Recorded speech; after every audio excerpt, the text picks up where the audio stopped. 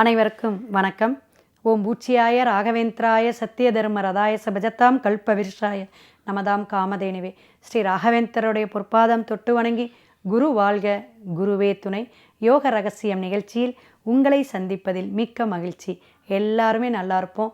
நல்லா இருக்கும். இன்றைய நாள் மிக சிறப்பாக 24ஆம் தேதி ஜூன் மாதம் பிறக்கக்கூடிய இன்றைய நாள் புதன்கிழமையோட ஆணி 10ஆம் தேதி மிக சிறப்புங்க. தசமி அப்படிங்கிறதே 10ன்னு அர்த்தங்க.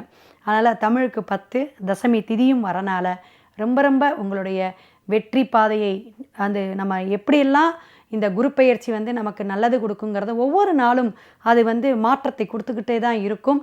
அப்பேற்பட்ட இந்த சுப முகூர்த்தமும் சேர்ந்து வரக்கூடிய தசமி திதியில் ரொம்ப அற்புதம்னு சொல்லலாம். ஏன்னா சித்திரை நட்சத்திரம், செவ்வாயுடைய நட்சத்திரமெல்லாம் உடைவட்ட நட்சத்திரம்னு சொல்லுவோம். கன்னியிலையும் துலாத்திலையும் விழக்கூடிய நட்சத்திரம் சித்திரை. சித்திரை அப்படிங்கும்போது நம்ம என்ன சொல்லுவோன்னா, பெருமாளுடைய வழிபாடு இருக்கக்கூடிய அந்த சக்கரத்தாழ்வாரை சொல்லுவாங்க. சக்கரத்தாழ்வாரை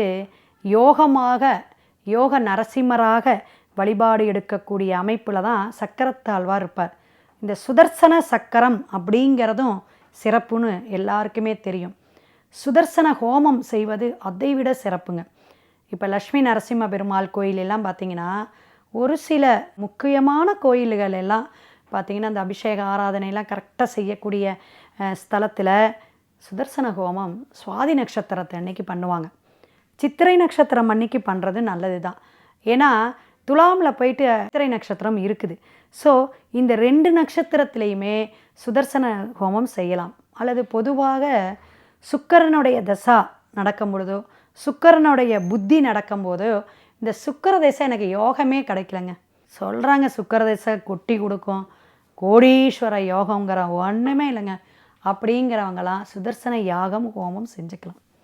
ஏன் இதை சொல்கிறேன்னா, சூரியனுடைய அஸ்தமனமோ அல்லது சுக்கிரனுடைய பாதிப்பு நமக்கு வராமல் இருக்கிறதுக்கு ஹோமத்துக்கு அத்தனை வலிமை இருக்குங்க. ஹோம பூஜை செஞ்சு தான் ஒவ்வொரு அரசாளும் மன்னர்கள் ஆட்சி செய்யும் பொழுது எல்லாருமே ஜெயிக்கிறதுக்கு ஹோமம் தான் பண்ணாங்க. அதில் அத்தனை பொருட்களை போட்டு பசு நெய்யில் அந்த யாகம் பண்ணி மந்திரங்கள்லாம் அவ்வளோ அழகாக சொல்லும் பொழுது, அதுவும் பிரம்ம முகூர்த்தம்னு சொல்லக்கூடிய அந்த 4-5 மணிக்குள்ளார முடிச்சிடணும். 6 மணிக்கு சூரியோதயம் வரதுக்கு முன்னாடியே சுதர்சன ஹோமம் ஒரு வெள்ளிக்கிழமை அல்லது பிறந்த நட்சத்திரம் அன்னைக்கு அல்லது சித்திரை நட்சத்திரம் அன்னைக்கு சுவாதி நட்சத்திரம் அன்னைக்கெல்லாம் செஞ்சோம்னா சிறப்பாக என்ன ஐஸ்வர்யம் வேணுமோ கண்டிப்பாக சக்ஸஸை கொடுக்கும். பணம் பெருகும், ஐஸ்வர்யம் நிறைய கிடைக்கும். சிவாய நம. நாளை சந்திப்போம்.